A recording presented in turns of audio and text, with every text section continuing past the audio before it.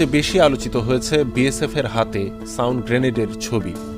ভাইরালে ছবিতে দেখা যায় কালীগঞ্জ সীমান্তের ওপারে ভারতের অংশে দাঁড়িয়ে আছেন ৫ জন বিএসএফ সদস্য। এক হাতে আছে বন্দুক, অন্য হাতে ধরে আছেন সাউন্ড গ্রেনেড, যা বাংলাদেশিদের ওপর নিক্ষেপ করার প্রস্তুতি নিচ্ছেন।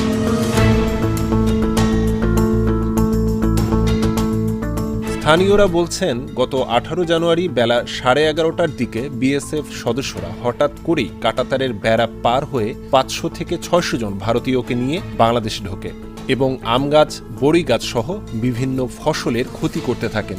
এ খবর ছড়িয়ে পড়লে ভারতীয়দের ধাওয়া করেন বাংলাদেশিরা। এতে সবচেয়ে বেশি আলোচিত হয়েছে বিএসএফ এর হাতে সাউন্ড গ্রেনেডের ছবি। ভাইরালে ছবিতে দেখা যায় কালীগঞ্জ সীমান্তের ওপারে ভারতের অংশে দাঁড়িয়ে আছেন ৫ জন বিএসএফ সদস্য।